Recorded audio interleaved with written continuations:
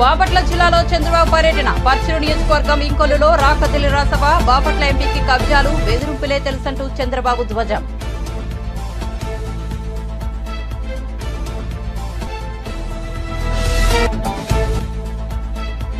నీటిపారుదల రంగంపై అసెంబ్లీలో శ్వేతపత్రాన్ని విడుదల చేసిన ప్రభుత్వం. గోదావరి ప్రాజెక్టులపై గత ప్రభుత్వం వేసిన కమిటీ నివేదికను సభ ముందు ఉంచుతున్నట్లు సీఎం వెల్లడి. బీఆర్ఎస్ తప్పులు అంగీకరించి సలహాలు ఇవ్వాలని ఎదురుదాడి చేయవద్దని సూచన. కేసీఆర్ పేరు చెడగొట్టాలనేదే రేవంత్ రెడ్డి ముఖ్య ఉద్దేశమన్న హరీష్ రావు. కావాలనే మేడిగడ్డ ప్రాజెక్టు రిపేర్ను ఆలస్యం చేస్తున్నారనే ఆరోపణ. లేకపోతే రిపేర్ చేయడానికి ఆలస్యం ఎందుకో చెప్పాలని నిలదీత. తమపై కోపంతో రైతులను ఇబ్బంది పెట్టవద్దని విజ్ఞప్తి. కాంగ్రెస్ నేతలతో భేటీ అంటూ ప్రచారం. తీవ్రంగా స్పందించిన ఈటెల రాజేందర్. కాంగ్రెస్ నేతలతో ఈటెల మాట్లాడుతున్న ఫోటో వైరల్. బీజేపీ కార్పొరేటర్ గృహ ప్రవేశానికి హాజరై అందరితో కలిసి మాట్లాడాలని వివరణ.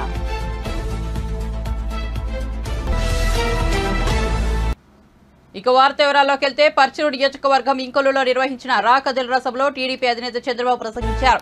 రాష్ట్ర వ్యాప్తంగా పంచాయతీ చేస్తావా, మీరు చొక్కాలు మడత పెడితే మా వాళ్లు కుర్చీలు మడత పెడతారంటూ సీఎం జగన్ ను హెచ్చరించారు. ఆనాడు నేను అనుకుని ఉంటే జగన్ పాదయాత్ర చేయగలిగేవాడా అని చంద్రబాబు ప్రశ్నించారు. రాజకీయాల ముసుగులో రౌడీజం చేస్తే ఊరుకునేది లేదని స్పష్టం చేశారు. ఇక ప్రజలకు సేవ చేసే వాలంటీర్లను తాము అభినందిస్తామని, కానీ వైసీపీకి సేవ చేసే వాలంటీర్లపై తప్పనిసరిగా చర్యలు తీసుకుంటామని అన్నారు. టీడీపీ వచ్చాక పేదలను ఆదుకుంటామని, 2 సెంట్ల స్థలం ఇచ్చి ఇల్లు కట్టించి ఇస్తామని చంద్రబాబు హామీ ఇచ్చారు. మన మీద దాడులు చేస్తున్నారు.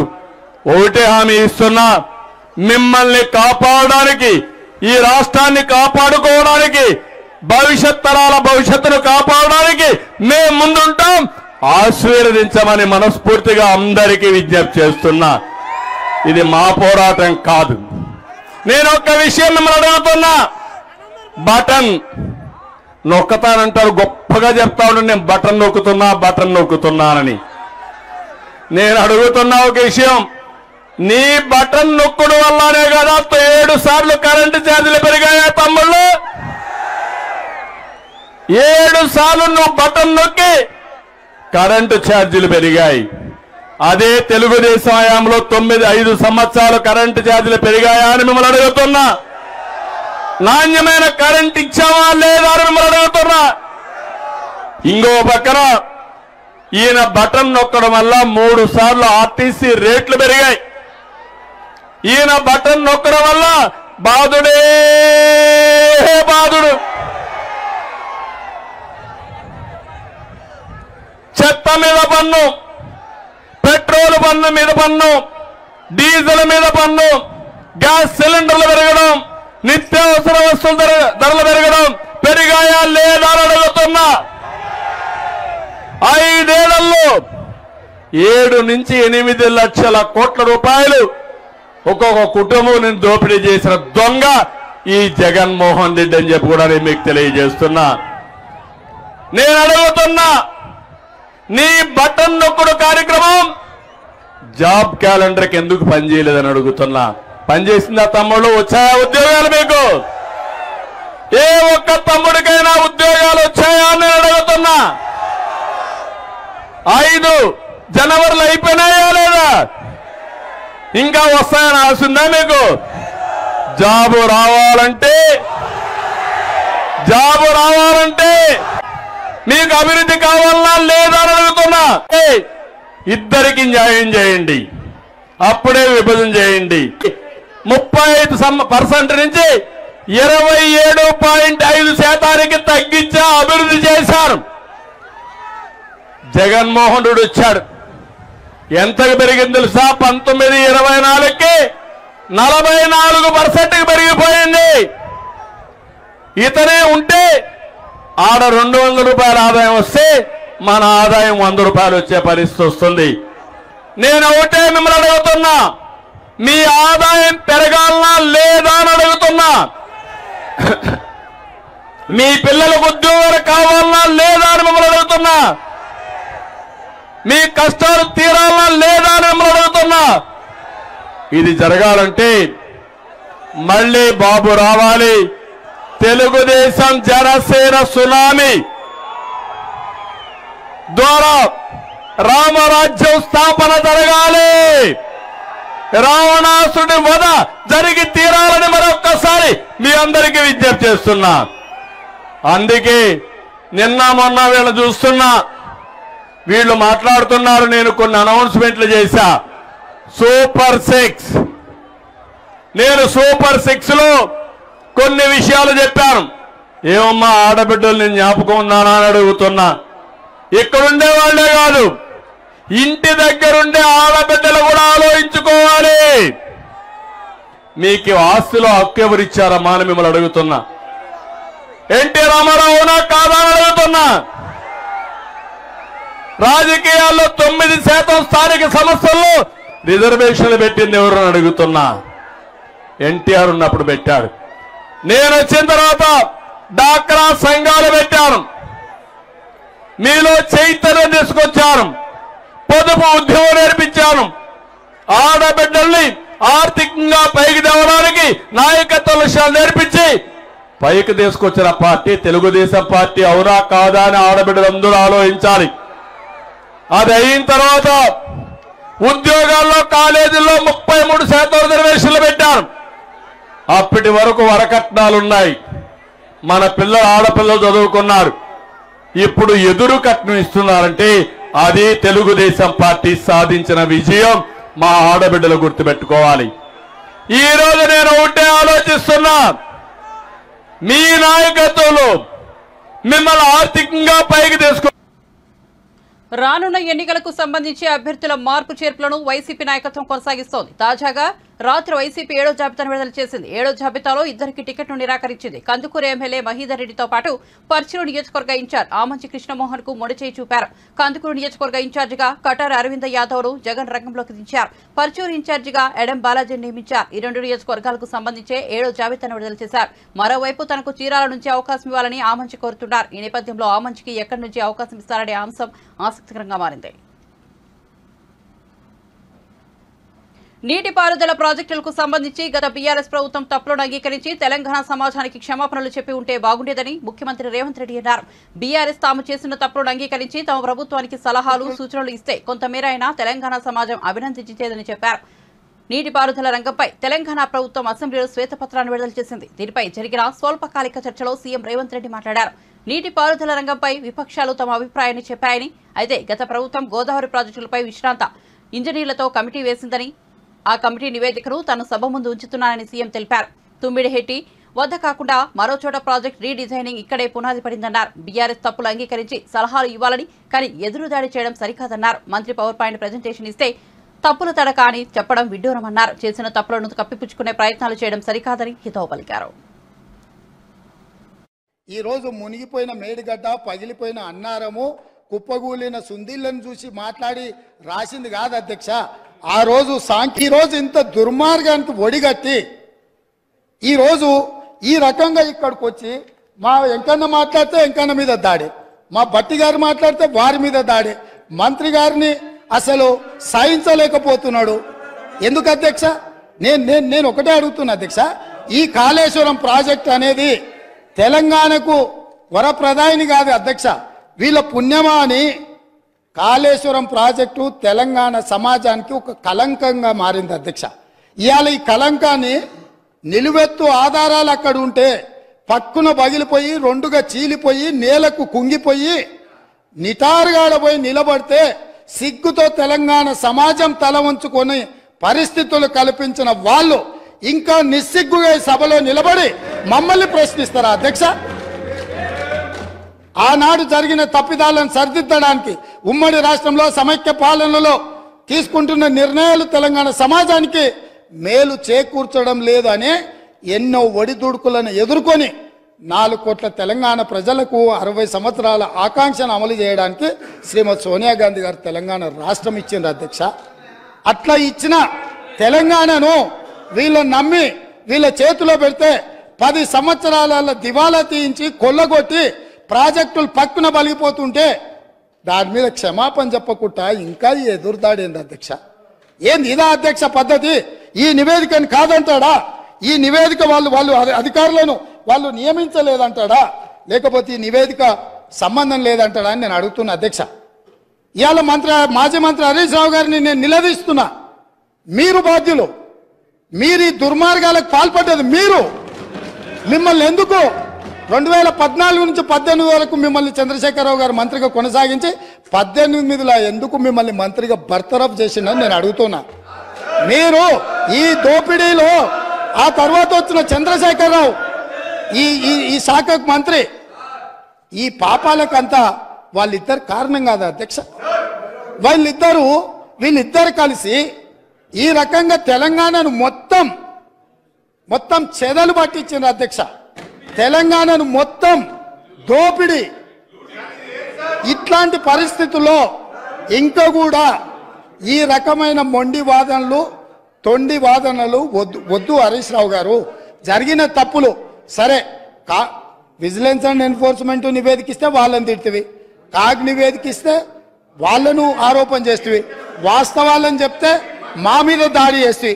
మరి మీరు నియమించుకున్న అధికారులు ఇచ్చిన నివేదికని ఇది కూడా తప్పుడు నివేదికనే అధ్యక్ష? ఇది కూడా తప్పుడు నివేదికనే అంటాడా? అంటే ఎటు పోతున్నాం అధ్యక్ష? మనము ఎక్కడికి వెళ్తున్నాము? ఏం చర్చ జరుగుతుంది అధ్యక్ష? నేను వాస్తవంగా ఏం మాట్లాడుతూ మా మంత్రి గారు, మా ఉప ముఖ్యమంత్రి గారు మాట్లాడతారు, చూద్దాము మిత్రుడు ఏమేమి చెప్తాడు. ఎందుకంటే 10 ఏళ్ళ అనుభవంలో ఏమైనా మెరుగైండేమో, ఏమైనా మారిండేమో అనుకున్న. గతంలో నాకు బాగానే పరిచయమో, కానీ ఇంకా అంతకంటే దిగజారిపోయి 4 సార్లు ప్రాజెక్టుకు శిలాఫలకాలు వేసిందంటారు. తమ పార్టీ అధినేత కేసీఆర్ పేరు చెడగొట్టాలనేదే ముఖ్యమంత్రి రేవంత్ రెడ్డి ముఖ్య ఉద్దేశమని మాజీ మంత్రి సిద్దిపేట ఎమ్మెల్యే హరీష్ రావు ఆరోపించారు. కావాలనే మేడిగడ్డ ప్రాజెక్టు రిపేరును ఆలస్యం చేస్తున్నారని ఆరోపించారు. లేకపోతే రిపేర్ చేయడానికి ఆలస్యం ఎందుకో చెప్పాలని నిలదీశారు. తమపై కోపంతో రైతులను ఇబ్బంది పెట్టవద్దని విజ్ఞప్తి చేశారు. ప్రాజెక్టులకు సంబంధించి ఏ విచారణకైనా తాము సిద్ధమని 3వసారి చెబుతున్నారని అన్నారు. నీటిపారుదల రంగంపై తెలంగాణ ప్రభుత్వం శనివారం అసెంబ్లీలో శ్వేతపత్రాన్ని విడుదల చేసింది. ఈ అంశంపై చర్చ సందర్భంగా హరీష్ రావు మాట్లాడారు. అంటే నిజాం కంటే ముందు అయిన ఖర్చు కూడా మీరు లెక్క పెట్టిండ్రు. ఇలా అంటే ఖర్చు ఏమో సేమ్ పెట్టిండ్రు, ఆయకట్టు అక్కడో తీరుగా ఇక్కడో తీరుగా చూపించారు. ఇది రెండవ తప్పు అధ్యక్ష. అంటే బేసికల్లీ వీళ్ళు ఏంటంటే ఇప్పటి ప్రభుత్వం ఏదో బాగా ఖర్చు పెట్టింది, ఆయకట్టు తక్కువ వచ్చిందని లెక్కలలో ఒక తప్పుడుగా ప్రజలకు చూపించేటువంటి ప్రయత్నంలో చేసినటువంటి ఒక కుస్తీ ఇది. ఇకపోతే రెండవ అబద్ధం ఇది. మూడవది వచ్చే అధ్యక్ష, Rayalaseema lift page number 11 Rayalaseema lift గురించి ఇందులో ఏం మాట్లాడారంటే అధ్యక్ష, నేను చదివి వినిపిస్తా. రాయలసీమ లిఫ్ట్ ఇరిగేషన్ ప్రాజెక్టు టెండర్ల ప్రక్రియ పూర్తయ్యే వరకు అప్పటి ప్రభుత్వం కేంద్రానికి ఫిర్యాదు చేయలేదు. ఇంత స్పష్టంగా ఇట్లా చేయకూడదు అధ్యక్ష. ఒక గవర్నమెంట్ ఒక డాక్యుమెంట్ ఒక అసెంబ్లీలో పెట్టేటప్పుడు మొన్న కూడా దీని మీద డిస్కషన్ వారం రోజుల క్రితం అయింది. అన్ని ఆధారాలతో సహా నేను ఈ సభలో మాట్లాడాను. అయినా మళ్ళీ ఇక్కడ అదే రాశారు. ఇక్కడ దీని గురించి అధ్యక్ష, అసలు ఈ లిఫ్ట్ జీవో వచ్చింది 5/5/2020. ఈ జీవో రాకముందే పత్రికల్లో వచ్చిన వార్త ఆధారంగా 29 జనవరి 2020 నాడే మేము కేంద్ర ప్రభుత్వానికి ఫిర్యాదు చేశాం. నంబర్ 1. 5 మే నాడు జీవో వస్తే 12 మే అంటే కరెక్ట్గా వారం లోపలనే 12 మే 2020 నాడు కూడా కేంద్ర ప్రభుత్వానికి కేఆర్ఎంబీకి మేము కంప్లైంట్ చేశాం. ఆ లెటర్లు కావాలంటే మీ ద్వారా సభకు వారికి పంపిస్తా అధ్యక్ష. కానీ మేము అసలు ఫిర్యాదే చేయలేదు అనేటువంటి ఒక సత్యదూరమైన విషయాన్ని సభ ద్వారా ప్రజలకు చెప్పి తప్పుదో పట్టించడం కరెక్ట్ కాదు. ఇక నాలుగో విషయం అధ్యక్ష ఎందుకంటే ఇది సభ రాశారు దీనికి కట్టుబడి ఉన్నారా అంటే అధ్యక్ష, మళ్ళీ 1 ఫిబ్రవరి నాడు మీటింగ్ జరిగితే అందులో కూడా మళ్ళీ ఒప్పుకొని వచ్చిండ్రు. మొన్న నేను వీడియోతో సహా 1 ఫిబ్రవరి మినిట్స్ అధ్యక్ష, when all the outlets are handed over to KRMB, these will be under the control of KRMB and will be manned by staff from both the states in equal proportion. This staff will report to KRMB through their salary and other benefits will be paid to the respective state governments. అంటే స్పష్టంగా మేము అప్పచెప్తున్నామని రెండోసారి చెప్పారు. బయటకు వచ్చిన తర్వాత ఆంధ్రప్రదేశ్ తెలంగాణ ఈఎన్సీలు మేము అప్పచెప్పాలని నిర్ణయం తీసుకున్నామని చెప్పి కూడా చాలా స్పష్టంగా అందులో చెప్పిన విషయాన్ని మీ ద్వారా తెలియజేస్తున్నాం. టెండర్ కండిషన్స్ లో ఆ రోజు 0.5% ఉంటే టెండర్లు అయిపోయిన తర్వాత దాన్ని 3.5%కు పెంచి మొబిలైజేషన్ అడ్వాన్స్ ఇవ్వడాన్ని కాగు కూడా గతంలో తప్పుపట్టిన విషయాన్ని మీ ద్వారా వారి దృష్టికి తీసుకొస్తా ఉన్నా అధ్యక్ష. అయితే బేసికల్లీ ఇక్కడ ఇంకొక విషయం అధ్యక్ష, తమ్మిడిహట్టిని ఎందుకు మార్చారు అనే విషయాన్ని ఇవాళ పదే మాట్లాడుతున్నారు. యాక్చువల్గా అధ్యక్ష, ప్రస్తుతం అక్కడ ఉన్నటువంటి తుమ్మల నాగేశ్వరరావు గారు కూడా ఆ రోజు మా క్యాబినెట్లో ఉన్నారు. అప్పటి ముఖ్యమంత్రి గారు క్యాబినెట్ సబ్ కమిటీ వేశారు. ప్రస్తుత వ్యవసాయ శాఖ మంత్రి ఆ రోజు R&B మినిస్టర్గా ఈ రీఇంజనీరింగ్ దాంట్లో వారు ఉన్నారు, ఈటెల రాజేందర్ గారు ఉన్నారు, చాలా మంది మంత్రులు అనేక రోజులు మాట్లాడి మీటింగులు పెట్టిన తర్వాత రీఇంజనీరింగ్ యొక్క ఆవశ్యకతను గుర్తించడం జరిగింది అధ్యక్ష. అయితే అధ్యక్ష పాయింట్ ఏంటంటే అధ్యక్ష ఇక్కడ చాలా ముఖ్యమైన విషయం ఏంటంటే నిజానికి ప్రాణహిత సేవలను మేము మార్చాలని అనుకోలేదు. మేము ప్రాణహిత సేవలను కొనసాగించాలని అప్పటి ప్రభుత్వం మేము అధికారంలోకి వచ్చిన తర్వాత 7 ఏళ్లైనా వీళ్ళు కనీసం అనుమతి కూడా తేలేకపోయినరు అని వెంటనే నేనే నెల రోజుల్లోగా మహారాష్ట్రకు వెళ్ళి అక్కడ ప్రభుత్వంతో మేము ప్రాణహితకు అనుమతులు కావాలని సంప్రదింపులు జరిపాం. కానీ అప్పటి ప్రభుత్వం ఒప్పుకోలేదు అధ్యక్ష. ఇన్ఫ్యాక్ట్ అధ్యక్ష అప్పుడు కేసీఆర్ గారు ఇదే ప్రాణహిత సేవలకు జాతీయ హోదా ఇవ్వమని ఉత్తరం రాసిండ్రు. అంటే మేమేమి అట్లా గుడ్డిగా దీన్ని వ్యతిరేకించలే. 7/6 ప్రభుత్వం 3 జూన్ నాడు గవర్నమెంట్ వస్తే 7వ తారీఖు అంటే 4 రోజుల్లోనే 7 జూన్ 2014న ప్రాణహిత సేవలకు జాతీయ హోదా ఇవ్వని కేసీఆర్ గారు ఆ రోజు ఉత్తరం రాశారు. తర్వాత అధ్యక్ష 6/9/2014 కేంద్ర ప్రభుత్వానికి ప్రాణహితకు జాతీయ హోదా ఇవ్వండి అని చెప్పి కేసీఆర్ గారు ఉత్తరం రాశారు. అయితే అధ్యక్ష ఈలోపు మేము మహారాష్ట్ర దగ్గరికి వెళ్ళి అనేక సంప్రదింపులు చేశాం. మీరు 152కు ఒప్పుకోండి, ఇది ఎట్లయినా మాకు చాలా ముఖ్యము అని చెప్పి గత ప్రభుత్వం 8 ఏళ్లలో చేయలేదు, కానీ మీరు ఒప్పుకోండి అని మేము వెళ్తే వాళ్ళు మాకు ఒక లెటర్ ఇచ్చారు. అప్పటి మహారాష్ట్ర ముఖ్యమంత్రి మాజీ మంత్రి బీజేపీ సీనియర్ నేత ఈటెల రాజేందర్ కాంగ్రెస్ పార్టీలో చేరుతున్నారా అంటూ సోషల్ మీడియాలో ఓ ఫోటో వైరల్ గా మారింది. ఈ ప్రచారంపై ఈటెల రాజేందర్ తీవ్రంగా స్పందించారు. కాంగ్రెస్ నేతలతో భేటీ వార్తలను ఆయన శనివారం తీవ్రంగా ఖండించారు. తనను బద్నాం చేయాలని చూస్తున్నారని ఆవేదన వ్యక్తం చేశారు. బీజేపీ కార్పొరేటర్ నరసింహారెడ్డి గృహప్రవేశానికి తాను హాజరయ్యారని, ఈ కార్యక్రమానికి కాంగ్రెస్ నాయకులు కూడా వచ్చారని తెలిపారు. ఈ సమయంలో వారితో కలిసి తాను భోజనం చేసినట్టు చెప్పారు. కానీ కాంగ్రెస్ నేతలతో తాను ప్రత్యేకంగా భేటీ కాలేదన్నారు. ఆ కార్యక్రమంలో అందరితో కలిసి మాట్లాడాను, అందరితో కలిసి భోజనం చేశానని స్పష్టం చేశారు. కానీ ఫోటోపై దుష్ప్రచారం సరికాదన్నారు. వైఎస్ షర్మిల ఏపీసీసీ చీఫ్ బాధ్యతలను చేపట్టిన తర్వాత సీనియర్ నేత మాజీ మంత్రి రఘువీరారెడ్డి మళ్లీ యాక్టివ్ అయ్యారు. షర్మిలతో పాటు ఆయన రాష్ట్రమంతా తిరుగుతున్నారు. పక్కనే ఉంటూ ఆమెకు సలహాలు ఇచ్చేస్తూ దిశానిర్దేశం చేయడంతో కీలక పాత్ర వహిస్తున్నారు. ఈ నేపథ్యంలో రఘువీరాపై మంత్రి పెద్దిరెడ్డి రామచంద్రారెడ్డి తీవ్ర ఆరోపణలు చేశారు. పుట్టుపర్తి సాయిబాబా చనిపోయినప్పుడు ఆయన పార్థివ దేహాన్ని తరలించకుండా డబ్బు మూటలు సర్దుకున్న వ్యక్తి రఘువీరా అని పెద్దిరెడ్డి అన్నారు. రఘువీరా ఒక పొలిటికల్ బ్రోకర్ అని తీవ్ర వ్యాఖ్యలు చేశారు. కాంగ్రెస్ ను బతికించింది తామే అని చెప్పుకుంటున్నారని, వాస్తవానికి కాంగ్రెస్ ను చంపింది రఘువీరా, కిరణ్ కుమార్ రెడ్డి అని చెప్పారు. కాంగ్రెస్ పార్టీలో రఘువీరా, కిరణ్ కుమార్ రెడ్డి లాంటి ముఠాలు చాలా ఉన్నాయని పెద్దిరెడ్డి పేర్కొన్నారు. తన గురించి రఘువీరాకు ఏం తెలుసని ప్రశ్నించారు. తమ ఇన్ఛార్జ్ మంత్రిగా ఉండి కూడా తన నియోజకవర్గంలో రఘువీరా పర్యటించలేదని పేర్కొన్నారు. ఒక పార్లమెంట్ సభ్యుడు కూడా, రాజ్యసభ సభ్యుడు కూడా లేకపోవడం కానీ తెలుగుదేశం పార్టీకి చాలా పెద్ద దెబ్బ అని చెప్పుకోవచ్చు. మరి ఇదే పద్ధతిలో కొనసాగితే ఈ ఎన్నికల తర్వాత 2024 రాబోయే 40-50 రోజుల్లో జరిగే ఎన్నికల తర్వాత తప్పనిసరిగా తెలుగుదేశం పార్టీ కనుమరుగవుతుంది.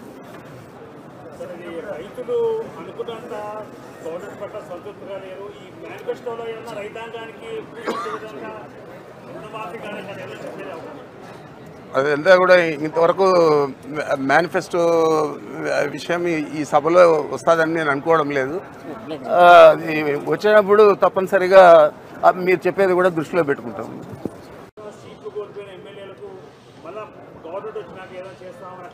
ఆ హామీ ప్రధానంగా ముఖ్యమంత్రి గారే అందరినీ పిలిచి ఇస్తా ఉన్నారు. తప్పకుండా ఆ హామీ ప్రధానంగా ముఖ్యమంత్రి గారే అందరినీ పిలిచి ఇస్తా ఉన్నారు. తప్పకుండా ఆ హామీలు కూడా నెరవేరుస్తారు ఎన్నికల తర్వాత.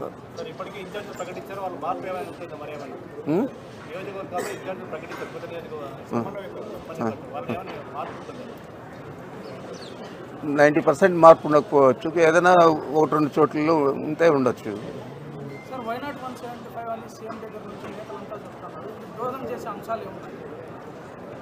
దోహదం చేసే అంశాలు మా పార్టీ పనితీరు, మా ప్రభుత్వ పనితీరు గత 5 సంవత్సరాల్లో ఏ విధంగా పనిచేసిందో దాన్నే ప్రధానంగా మేము చెప్పుకోదలుచుకున్నాము. మేము చెప్పడానికి జగన్మోహన్ రెడ్డి గారు అమ్మఒడి ఇచ్చాడు, లేదా ఆరోగ్యశ్రీ 25 లక్షలకు పైన పెంచాడు. అదేవిధంగా నాడు నేడు కింద పాఠశాలలన్నీ కూడా చేసి ఓట్లు లేని విద్యార్థులకు కూడా పథకాలన్నీ తీసుకొచ్చాడు. మంచి చదువు ఇవ్వాలని చెప్పి ఇంగ్లీష్ మీడియంలో చెప్పేదే కాకుండా వాళ్ళకి ట్యాబ్లు అన్నీ ఇచ్చి అన్ని రకాల కూడా డ్రెస్ దగ్గర నుంచి బుక్స్ దగ్గర నుంచి అన్నీ కూడా డిక్షనరీ దగ్గర నుంచి అన్నీ కూడా ఇవ్వడం జరుగుతుంది. మరి టీడీపీ జాతీయ ప్రధాన కార్యదర్శి నారా లోకేష్ సతీమణి నారా బ్రాహ్మణి మంగళగిరి నియోజకవర్గంలో పర్యటించారు. ఆత్మకూరులోని చేనేత పరిశ్రమ డైనింగ్ షెడ్ను ఆమె పరిశీలించారు. కార్మికులతో మాట్లాడి వారి సమస్యలు తెలుసుకున్నారు. మంగళగిరిలో నారా లోకేష్ నెలకొల్పిన స్త్రీశక్తి కేంద్రాన్ని సందర్శించారు.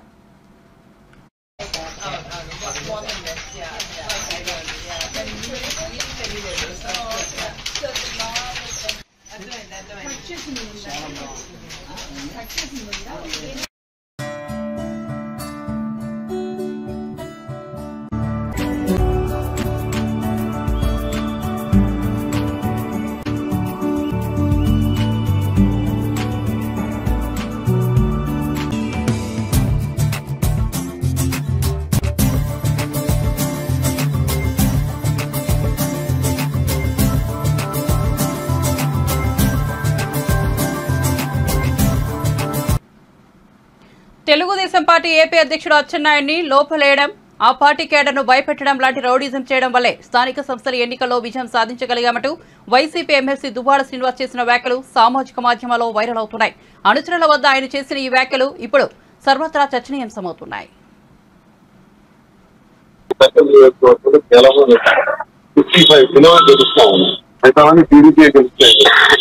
ఆ పరిస్థితుల్లో ఏం చేద్దాం, ఎలా చేద్దాం, ఎలా ఎదుర్కొందామని ఆ డిమాండ్ ఇందిరా పాపాలకి నామినేషన్ వేయకుండా చేసి ఇబ్బంది పెడితే ఆ సాగుతో నేను ఊరి మీద దాడి చేసి అతని మీద నామినేషన్ వేయించి నన్ను అచ్చెన్నాయుడు కొట్టాడని చెప్పి అచ్చెన్నాయుడికి జైల్లో పెట్టి తెలుగుదేశం క్యాడర్ అందరినీ కూడా బీజేపీకి రాకుండా చేసి అక్కడ సొంత బొమ్మలు జెడ్పీటీసీని బయటకు వస్తే నీకు అంత తెలుస్తాం వచ్చేపాటికి రౌడీ షీట్ పెట్టి అరెస్ట్ చేసి కోటబొమ్మ జెడ్పీటీసీ అభ్యర్థి పూజారి తప్పించి ఆడికి లోపల పెట్టి పంపులేసి బంధించి అలాగే సెకండ్ జెడ్పీటీసీ అభ్యర్థి వీడికి బయట రాకుండా చేసి అలాగే నందిగా కూడా అలాగే చేసి 4 ఎంపీపీలు 4 జెడ్పీటీసీలు 136 పంచాయతీలు 119 కేవలం ఆ రోజు జరిగిన ఇన్సిడెంట్ అది లోపలేసి క్యాడర్ అందరినీ రిగ్గింగ్ చేసేవాడి పోటీ చేయాలి లేదనుకుంటే కనబడకండి రౌడీజమే చేసాం. కేవలం 65 సినిమాలు గెలుస్తాం ఎంతమంది టీడీపీ గెలుస్తాయి. ఆ పరిస్థితుల్లో ఏం చేద్దాం, ఎలా చేద్దాం, ఎలా ఎదుర్కొందామని ఆ డిమాండ్ ఇందిరా పాపాలకి నామినేషన్ వేయకుండా చేసి ఇబ్బంది పెడితే ఆ సాగుతో నేను ఊరి మీద దాడి చేసి అతని మీద నామినేషన్ వేయించి నన్ను అచ్చెన్నాయుడు కొట్టాడని చెప్పి అచ్చెన్నాయుడికి జైల్లో పెట్టి తెలుగుదేశం క్యాడర్ అందరినీ కూడా బీజేపీకి రాకుండా చేసి అక్కడ సొంత బొమ్మలు జెడ్పీటీసీని బయటకు వస్తే నీకు అంత తెలుస్తాం వచ్చేపాటికి రౌడీ షీట్. తెలంగాణ అసెంబ్లీలో చేసిన కులగ్రహణ తీర్మానంపై బీఆర్ఎస్ ఎమ్మెల్సీ కల్వకుంట్ల కవిత స్పందించారు. కులగ్రహణ తీర్మానం కేవలం కంటి తుడుపు చర్య అని ఆమె కొట్టిపారేశారు. బీసీల పట్ల కాంగ్రెస్ పార్టీకి చిత్తశుద్ది లేదని విమర్శించారు. కులగ్రహణకు చట్టబద్దత కల్పించాలని, తక్షణమే ఆ చట్టాన్ని అసెంబ్లీలో ఆమోదించాలని ఆమె డిమాండ్ చేశారు. బీసీ సబ్ ప్లాన్ కు కూడా చట్టబద్దత కల్పించామన్నారు. చెప్పక తప్పని పరిస్థితి వాళ్ళ కనబడతా ఉన్నది. ప్రధానంగా కాంగ్రెస్ పార్టీ మేనిఫెస్టోలో పెట్టినటువంటి అంశం బీసీల కుల జనగణన చేసి లోకల్ బాడీ ఎలక్షన్స్ వచ్చే లోపల అంటే సర్పంచులు, ఎంపీటీసీలు, జెడ్పీటీసీలు ఈ ఎన్నికలు వచ్చే లోపల 42% రిజర్వేషన్ ఇస్తాం. తద్వారా 29,000 మంది బీసీ బిడ్డలకు రాజకీయంగా అవకాశాలు వస్తాయని ఎన్నికల సమయంలో నమ్మబలికినటువంటి కాంగ్రెస్ పార్టీ ఇవాళ ఎన్నికలు అయిపోయిన తర్వాత అసెంబ్లీ సెషన్లో కేవలం కంటి తుడుపు చర్యలాగా ఒక తీర్మానం చేసి ఈ అంశాన్ని పక్కకు పెట్టేటటువంటి ప్రయత్నం చేసింది. ప్రధానంగా బీసీ డిక్లరేషన్ కామారెడ్డిలో చేసినటువంటి దాంట్లో జనగణనతో పాటు రాజకీయ అవకాశాలతో పాటు బీసీ నిధులు ఇవ్వడానికి బీసీ సబ్ ప్లాన్కి చట్టబద్ధత కల్పిస్తాం, 20,000 కోట్ల రూపాయలు ప్రతి సంవత్సరం ఇస్తామని కూడా చెప్పడం జరిగింది. కానీ 2 అసెంబ్లీ సమావేశాలు అయిపోయినా బీసీ సబ్ ప్లాన్కి ఇంతవరకు అతిగతి లేనటువంటి పరిస్థితి, కనీసం దాని మీద చిత్తశుద్ధితో కూడా కాంగ్రెస్ పార్టీ లేనటువంటి పరిస్థితి. మేము కౌన్సిల్లో ప్రశ్నిస్తే కూడా దాని మీద మంత్రులు జవాబు చెప్పనటువంటి పరిస్థితి. మరి ఇటువంటి పరిస్థితుల్లో నిన్న ఒక తీర్మానం కాంగ్రెస్ పార్టీ ప్రవేశపెట్టింది. ఈ బీసీల కోసం ప్రవేశపెట్టినటువంటి తీర్మానంలో ఎప్పటి వరకు చేస్తారు, ఎప్పుడు కులగన్న మొదలు పెడతారు, ఏ సంస్థ ద్వారా చేపిస్తారు, దీనికి బడ్జెట్లో పెట్టినటువంటి డబ్బులేంటి, ఎన్ని రోజుల్లోపు పూర్తి చేస్తారు, ఈ కుల జనగణన చేయడం ద్వారా ఏం సాధిస్తారు, మీ లక్ష్యాలేంటి, ఇవేమి చెప్పకుండా కేవలం కంటి తుడుపు చర్యలాగా, మభ్యపెట్టే చర్యలాగా మేము కులగణన చేయబోతా ఉన్నాము, బీసీలదే కాదు మొత్తం 50 మందిది గణన చేయబోతా ఉన్నాము అని ఒక తలాతోకా లేనటువంటి రెజల్యూషన్ని నిన్న అసెంబ్లీలో పాస్ చేయడాన్ని భారత్ జాగృతి తరఫున మేము తీవ్రంగా మా యొక్క నిరసన వ్యక్తం చేస్తూ ఉన్నాం. ఎందుకంటే ఒక ముందడుగు పడింది, కనీసం భయపడి అట్లీస్ట్ ఒక రెజల్యూషన్ పాస్ చేసినారు అనుకుంటే ఈ రెజల్యూషన్లో టైం అన్నది చెప్పలేదు, సిస్టమ్ అన్నది చెప్పలేదు. చెప్పకుండా ఎట్లా చేస్తారన్నటువంటిది ప్రభుత్వమే మరి బీసీలకు, తెలంగాణ బీసీలకు జవాబు ఇవ్వాల్సినటువంటి పరిస్థితి. కొన్ని రాష్ట్రాలలో, బీహార్లో, కర్ణాటకలో, అదేవిధంగా మన ఆంధ్రప్రదేశ్లో, పక్క రాష్ట్రమైనటువంటి ఆంధ్రప్రదేశ్లో బాజాప్తా అసెంబ్లీలో బిల్లు పెట్టి పాస్ చేసి దానికి డబ్బులు ఇచ్చి ఆ కమిటీలలో కుల జనగణన చేసేటటువంటి కమిటీలో ఎన్ని డిపార్ట్మెంట్కి సంబంధించినటువంటి ఆఫీసర్లు ఉంటారనేటటువంటిది ఒక పట్టిక ఇచ్చి ఎంత సమయంలో చేస్తామనేటటువంటి ఒక కమిట్మెంట్ ఇచ్చి పూర్తి చేసినటువంటి దాఖలా మనం చూస్తూ ఉన్నాం. బీహార్లో కుల జనగణన చేసిన తర్వాత 75% వాళ్ళు రిజర్వేషన్లు పెంచుకోవడం. జై తెలంగాణ. అందరికీ నమస్కారం. నిన్న ఖమ్మం జిల్లా చింతకాని మండల పరిధిలోని పాతలపాడు వద్ద గూడ్స్ రైలు పట్టాలు తప్పింది. ఖమ్మం నుంచి విజయవాడ వెళ్తుండగా ఈ ప్రమాదం జరిగింది. దీంతో విజయవాడ వెళ్లే మార్గంలో రైళ్ల రాకపోకలకు అంతరాయం ఏర్పడింది. సాంకేతిక లోపం కారణంగానే ఈ ఘటన చోటు చేసుకుందని రైల్వే సిబ్బంది వెల్లడించారు.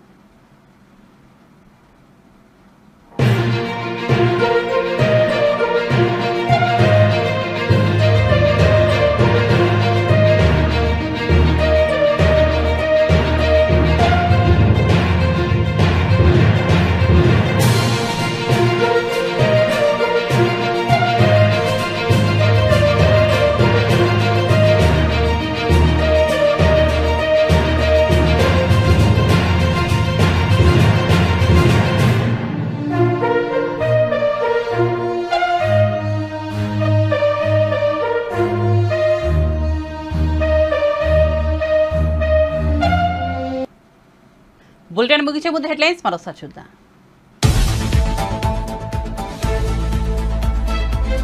బాపట్ల జిల్లాలో చంద్రబాబు పర్యటన. పర్చూరు నియోజకవర్గం ఇంకొల్లులో రాకజల సభ. బాపట్ల ఎంపీకి కబ్జాలు బెదిరింపులే తెలుసంటూ చంద్రబాబు ధ్వజం.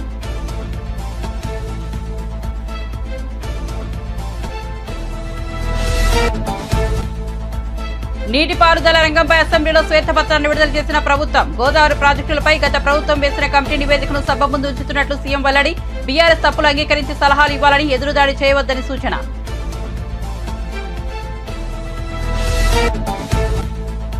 కేసీఆర్ పేరు చెడగొట్టాలనేదే రేవంత్ రెడ్డి ముఖ్య ఉద్దేశమన్న హరీష్ రావు. కావాలనే మేడిగడ్డ ప్రాజెక్టు రిపేరును ఆలస్యం చేస్తున్నారని ఆరోపణ. లేకపోతే రిపేర్ చేయడానికి ఆలస్యం ఎందుకో చెప్పాలని నిలదీత. తమపై కోపంతో రైతులను ఇబ్బంది పెట్టవద్దని విజ్ఞప్తి.